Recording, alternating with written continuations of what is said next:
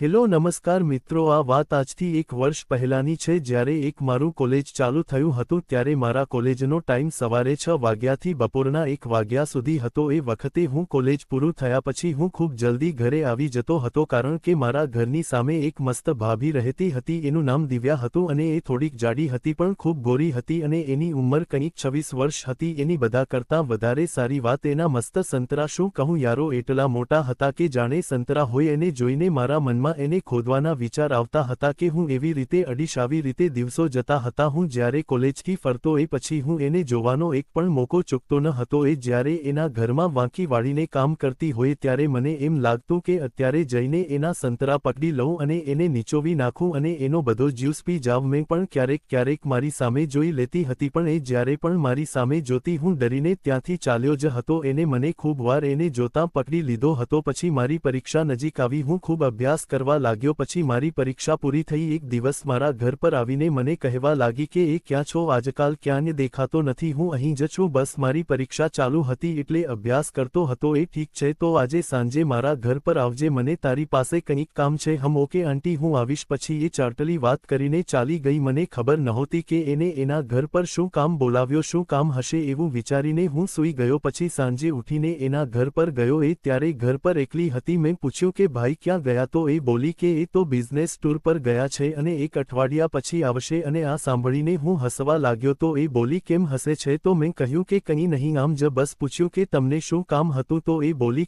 મારે કાલે શોપિંગ કરવા જવું છે, તું ફ્રી છે કે, તો મેં કહ્યું હા, મને થેન્ક યુ કહ્યું અને કાલે સવારે 8 વાગે માટે આવવા કહ્યું, તો મેં કહ્યું ઓકે આવી જઈશ। પછી મેં રાતે એને યાદ કરીને મૂઠ મારી અને સૂઈ ગયો। સવારે ઉઠીને એના ઘર પર ગયો ત્યારે એ નાઈ રહી હતી। મારું મન કરતું હતું કે અંદર જઈને જોઈ લઉં પણ મારી હિંમત થઈ નહીં। પછી એ મારી સામે આવી અને એકદમ માલ લાગતી હતી। એને કાળા કલરનું ગાઉન પહેર્યું હતું અને એ ખૂબ જ ખોદણી લાગતી હતી। હું તો એની સામે જોતો જ રહી ગયો। પછી એ બોલી કે શું જોવે છે, મેં કહ્યું કંઈ નહીં। પછી એને મને નોટિસ સ્માઇલ કરી અને કહ્યું ક્યારેય પણ આવું જોયું નથી કે મને હસવા લાગી। પછી મેં કહ્યું કે ચલો, અમે બાઇક પર જતા હતા અને મને ચોંટીને બેઠી હતી। મારી હાલત ખૂબ ખરાબ થઈ ગઈ હતી। એના સંત મારા પીઠ પર દબાવતી હતી અને મને ગરમ કરતી હતી। પછી અમે લોકો એક મોલમાં ગયા અને બોલી કે ચલ આપણે મૂવી જોવા જઈએ। પછી અમે મૂવી જોવા ગયા અને ત્યારે ત્યાં મર્ડર 2 મૂવી ચાલતી હતી। અમે ખૂણામાં જઈને બેસી ગયા। પછી જ્યારે મૂવીમાં ખોદની સીન આવ્યું ત્યારે મારો પોપટ ઊભો થઈ ગયો અને એનો એક હાથ મારી જાંઘ પર રાખ્યો હતો અને ધીરે ધીરે એનો હાથ મારા પોપટ પાસે લઈ આવી। પછી મેં એની સામે જોયું તો એ હસતી હતી અને હું સમજી ગયો કે આ મારી માટે ગ્રીન સિગ્નલ છે। પછી મેં મારો એક હાથ એના સંતરા પર રાખ્યો અને જોર જોરથી દબાવવા લાગ્યો। હવે એ ખૂબ મસ્ત થઈ ગઈ હતી। પછી અડધી મૂળ